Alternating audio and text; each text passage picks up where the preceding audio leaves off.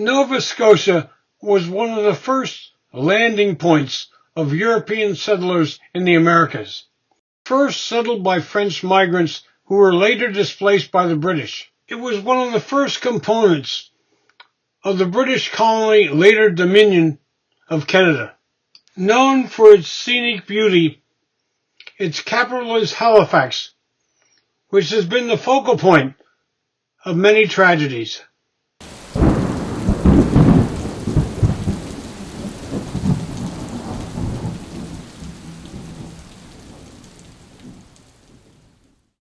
In this video, I will briefly introduce Halifax, and then examine three traumatic historical events which shook the city. The famous 1912 sinking of the Titanic, the 1917 harbour explosion which destroyed a quarter of the city, and the ill-fated voyage of the SS St. Louis in 1939.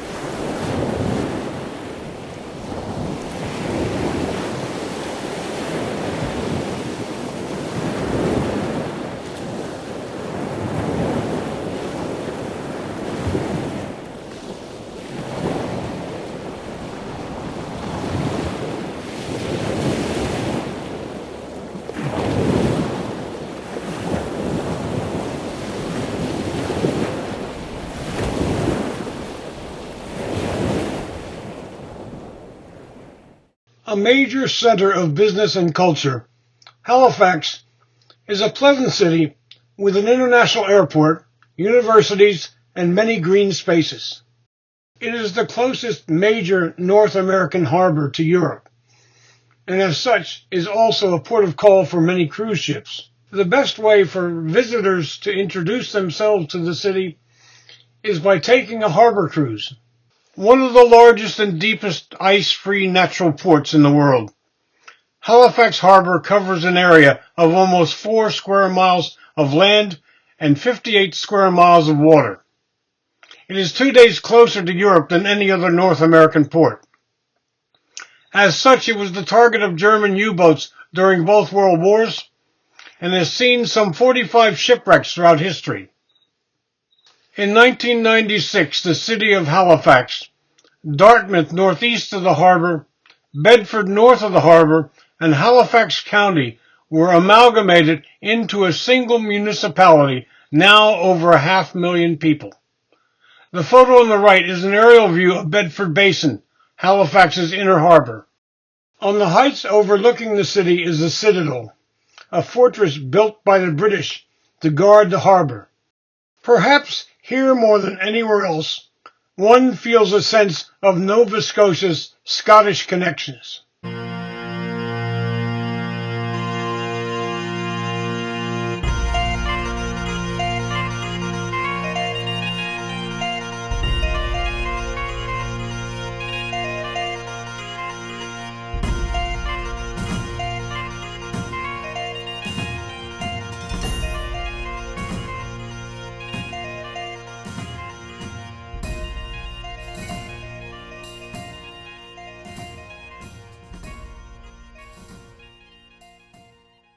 A pleasant stroll for visitors and locals alike. Halifax Harbor Walk is a footpath, mostly a boardwalk, stretching from the Halifax Seaport Complex northwards to the city's casino, a distance of over 2 miles. Along the way are museums, shops, restaurants, research facilities, a cruise ship reception area, and North America's oldest farmers market. Along the path are numerous memorials and statues commemorating the city's past. Clustered together at its southern ends are ones recognizing Polish and Dutch migrants and Kemal Ataturk.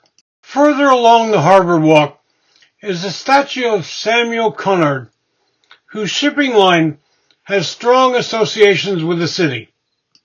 Nearby is the statue The Emigrant, which evokes the feelings of those who felt the need to leave their homelands. The pain of separation he overcame, with faith and hope his heart aflame. A cluster of 3 statues recognizes the women and children who volunteered during the Second World War.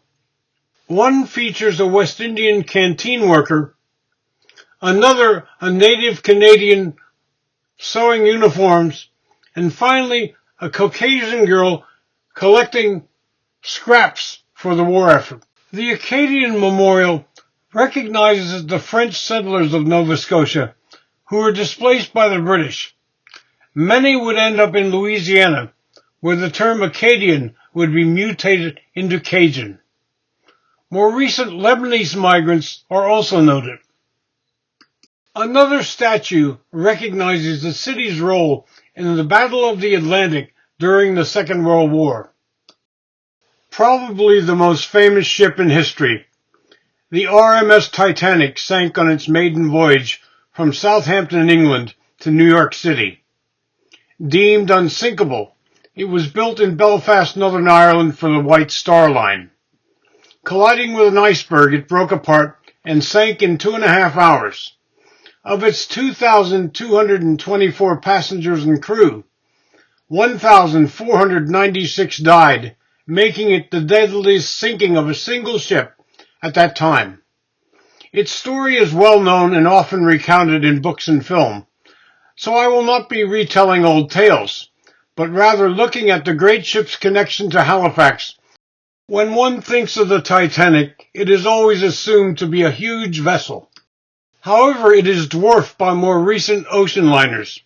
Here you can see a comparison of the Titanic, shown in blue, to a person, automobile, bus, and an Airbus A380, shown in white, and the Queen Mary II, shown in gray. Here's another illustration comparing the Titanic to a modern cruise ship and to the exposed part of the iceberg it hit. The class consciousness of early 20th century society is shown by the contrasting menus offered to the first and third class passengers.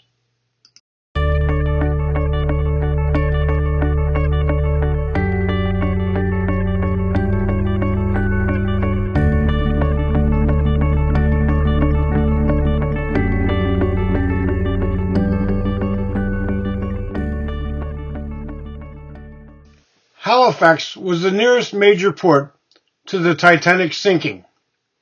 The building on this corner was originally a school built by the parishioners of nearby St. Paul's Church in 1818. It later became an art school, then a mortuary. Reputed to be one of the most haunted places in the city, it was here that some of the victims, including John Jacob Astor and Charles Hayes, were prepared for burial. Today, it is the Five Fishermen Restaurant. On Friday, the 19th of April, 1912, only 4 days after the sinking, a memorial service was held at St. Paul's, which by now had become a cathedral within the Anglican Church. One place which evokes deep memories of the sinking is Fairview Lawn Cemetery on the northwestern side of the city. Graves of the victims are arranged in 3 curving rows to resemble the bow of a ship. Simple markers record the names, dates, and grave numbers. Some bear no names, only numbers. The process of identifying victims continues, and when known, names are added on the front of the gravestones.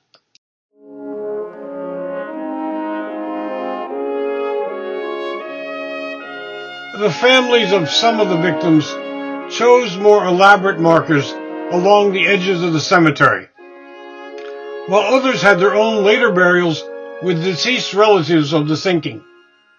Personal stories abound, one of them being that of the unknown child, who rather embarrassingly for the cemetery's administrators, was later identified as 20-month-old Australian Sydney Leslie Goodwin. The musicians on board the Titanic were famed for having continued to play to comfort the passengers until the ship disappeared beneath the waves. The youngest member of the band was violinist John Law Hume, who is buried in grave number 193. He left behind a young wife and child in England. However, DNA evidence would eventually prove that a West Indian maid who survived the sinking was carrying his child. Perhaps going down with the ship was not his worst option. The sinking of the Titanic has been the subject of many books, films, and memorabilia. The 1958 British film A Night to Remember is still regarded as the most historically accurate portrayal. The most recent manifestation of interest in the Titanic was James Cameron's 1997 film Titanic. Cameron actually went to Fairview Lawn Cemetery to look at the names on gravestones. One grave bears the name J. Dawson, which he used as the main character Jack Dawson. In fact, J. Dawson was not a third-class passenger, but was stoker Joseph Dawson, who was in the engine room nearest to where the ship hit the iceberg. Another stoker, Arthur John Priest, survived the sinking of the Astoria in 1908, was rescued from the Titanic's sister ship, the Olympic, in 1911, and survived the torpedoing of the Alcantara during the First World War, the Titanic's other sister ship, Britannic, which had been converted into a hospital ship, and finally the Donegal in 1917. Not surprisingly, he was nicknamed the Unsinkable Stoker and lived into old age. Violet Constance Jessup was a maid on the Olympic when it sank, then on the Titanic when it sank. Deciding to change careers, she became a nurse, only to be posted on the Britannic when it went down. She, too, lived into old age. The most important legacies of the Titanic sinking were new protocols on iceberg surveillance and the use of radio communications, and the fact that the findings of both American and British boards of inquiry would be later incorporated into the 1914 International Convention for the Safety of Life at Sea. 5.5 years after the Titanic, Halifax witnessed Canada's greatest ever disaster. Early on the evening of the 5th of December, 1917, anti-submarine nets went up to protect Halifax harbour. No ships were permitted to enter or leave the port. Anchored in Bedford Basin was the Norwegian freighter Emo, carrying relief supplies to Belgium. Her captain, Haakon Fromm, was behind schedule and eager to sail as early as possible. Meanwhile, beyond the nets, the French munition ship Mont Blanc arrived too late to get into the harbour. Anxious to keep out of harm's way, her captain, Ami Lemedac, was given permission to anchor in a cove near McNabb's Island beyond the view of U-boats. At the crack of dawn, both ships got underway, the Emo leaving the harbour and the Mont Blanc entering. For reasons still unknown, the Emo came down the northern Dartmouth side of the harbour, while the Mont Blanc approached on the same side. Seeing the imminent collision, both ships moved to the centre of the harbour. The Emo struck the forward starboard side of the Mont Blanc. The Mont Blanc's cargo consisted of munitions stored in its hold and barrels of aviation fuel lashed to its deck. The Mont Blanc was fitted with copper rivets and other measures to handle munitions safely. However, the Emo was not. The collision jolted loose the barrels of aviation fuel, which broke and flowed over the deck and down into the hold, while the spark from the Emo set off a fire. Realizing the danger, Lemedac steered toward the Halifax side, while his crew abandoned ship and rowed to the same shore as fast as they could. The crew of the Mont Blanc ran through the streets of the Richmond district shouting, "Nous devons qui des explosives. We are all explosives." However, the neighborhood was composed primarily of Irish immigrants who didn't understand French, and instead of taking the crew's warning, they flocked to the harbor to get a better view of the spectacle. Amazingly, both captain and crew of the Mont Blanc would survive what followed.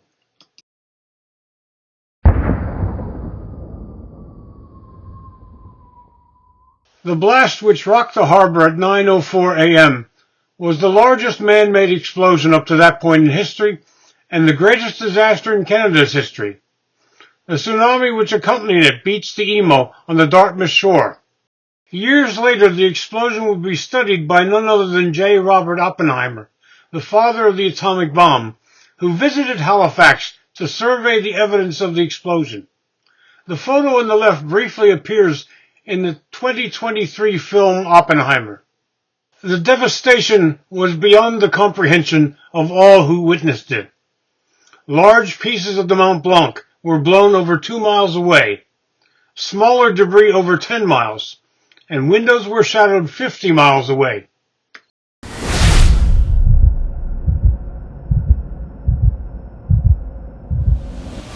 The ship nearest to the explosion was the SS Curacao, whose losses are memorialized in a nearby cemetery.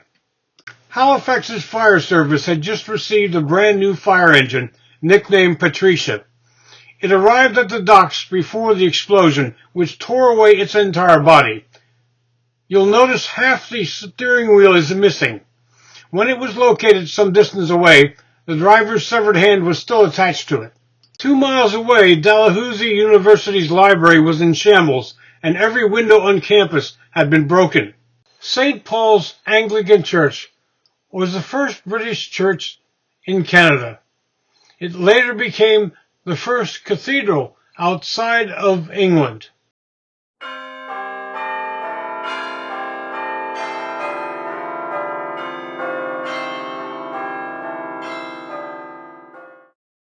Fortunately, St. Paul survives, but it still bears scars of the explosion, including a steel rod embedded near its entrance. One of its stained glass windows was scarred and left with the mysterious silhouette. Many have debated who this could be. In the end, this shadowy image is probably mere coincidence. With 20,000 homeless as a result of the explosion, a blizzard hit Halifax the next day. The roof on the train station collapsed, killing 60 more people. The city of Boston, Massachusetts, has always had special ties with Halifax. The people of Massachusetts quickly gathered supplies and sent a train with doctors, nurses, food, clothing, bedding, and medical supplies to the northern edge of Halifax.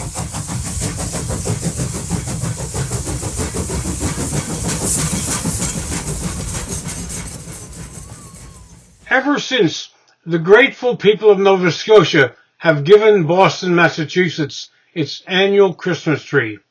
Midway along the Harbour Walk is the Maritime Museum of the Atlantic, one of the world's premier museums of all things nautical. Behind it are docked the CSS Acadia and the HMCS Sackville. It is a treasure trove of models and artifacts, including the gigantic lens of a lighthouse. Its interactive displays illustrate everything from sailors' knots to the convoys of the 2 world wars. It includes a modest display of the 1917 harbour explosion. Also featured is Sable Island, an area of sandbanks off the coast which has seen over 100 shipwrecks dating back to 1583. Being the frequent focal point of rescues, the museum also features life-saving techniques. Wanting to know more about the explosion, I went to the Maritime Command Museum, which is housed on a military base just north of the city center. Early in the 20th century, the Admiralty offices were transferred to a larger building. During both World Wars, it served as a health center. Like the Maritime Museum of the Atlantic, it too houses many artifacts, including tributes to the traditional rum ration. I spent much of an afternoon on the second floor of the museum with archivist Lisa McNiven, who showed me hundreds of documents and photos, fragments from the Mont Blanc, and various artifacts from nurses, chaplains, and other caregivers. The photo in the upper left shows the scene immediately across the street from the entrance to the military base. Here is the same scene today. Much smaller debris, such as this belaying pin from the Emo, rained down throughout the city.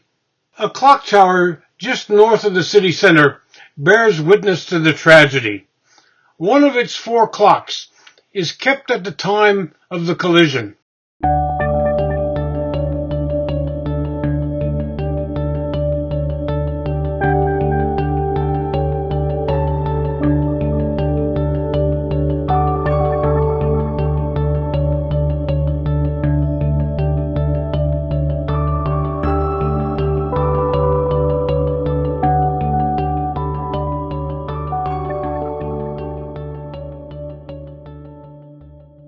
The Richmond district, which was destroyed in the explosion, was rebuilt and renamed the Hydrostone. On its northern end lies Fort Needham Park, one of the city's largest green areas. The old black and white photograph on the lower right shows a view from what is now the park following the explosion. The park is the site of the most important monument commemorating the disaster, the Memorial Bell Tower.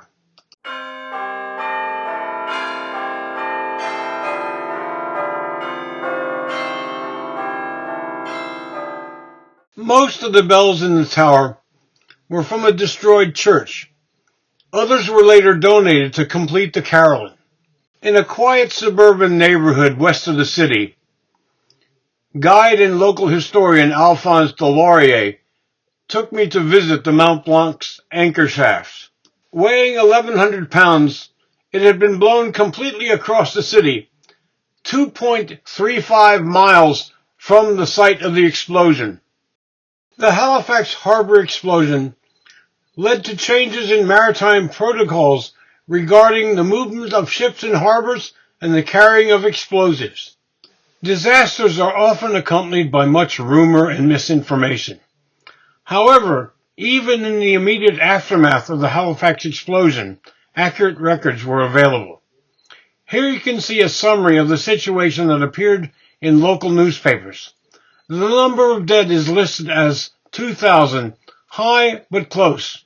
In reality, 1,782 people were killed by the blast, debris, fires, and collapsed buildings. An estimated 9,000 others were injured. The summary accurately notes the area destroyed in the blast, ships damaged, and the 20,000 made homeless. It describes the admirable Canadian and American relief efforts, including immediate emergency funding from the Dominion government, aid from Boston, and later huge supplies of glass, putty, and tar paper from the state of Maine. Despite the tragic losses, it is a shining example of how disasters should be approached on both national and local levels.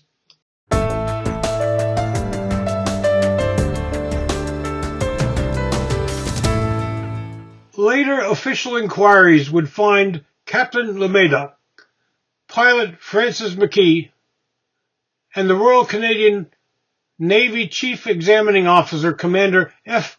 Evan Wyatt responsible for the disaster. This decision would later be overthrown by the Nova Scotia Supreme Court. The case eventually passed through the Supreme Court of Canada, and finally the Judicial Committee of the Privy Council in London, which finally decided that both the Emo and Mont Blanc were equally to blame for the collision. No party was ever convicted of a crime. The last tragic event I will examine spanned the entire North Atlantic. The MS St. Louis was a passenger liner of the Hamburg America Line. Named after the city of St. Louis, Missouri, its sister ship, the Milwaukee, was named after another American city with a large German immigrant population. Launched in 1928, it made regular voyages between Hamburg, Germany, and New York and Halifax. On the 13th of May 1939, it departed Hamburg for Havana, Cuba. Commanded by Captain Gustav Schroeder, it carried 937 passengers, most of them Jewish refugees fleeing Nazi Germany. Reaching Havana on May 27th, the St. Louis docked, but only 28 of its passengers were allowed to disembark. The ship waited in the harbor for 5 days, hoping that more would be allowed entry. However, this was not to happen. Schroeder took the ship north to the coast of Florida, where he was denied entry to the United States. Fully aware of the situation, neither President Franklin Roosevelt nor Secretary of State Cordell Hull chose to intervene. Meanwhile, the U.S. Coast Guard shadowed the St. Louis to prevent it from landing. It moved across the Atlantic, contacting other ports along the way, the last being Halifax. By all accounts, the St. Louis captain and crew provided as much comfort for the passengers as possible, including good meals and comfortable sleeping quarters. Negotiating by radio, Schroeder tried to find a safe haven for them. The ship landed in Antwerp, Belgium, on the 17th of June, 1939. By then, British Prime Minister Neville Chamberlain had agreed to take 288 passengers. France accepted another 224, Belgium 214, and the Netherlands 181.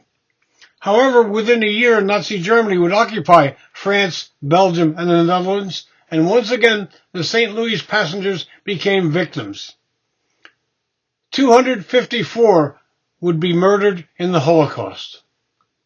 The ill-fated voyage of the St. Louis would later be commemorated by a dozen books, 2 plays, an opera, and displays at the U.S. Holocaust Memorial Museum in Washington, D.C., and the Canadian Museum of Immigration in Halifax.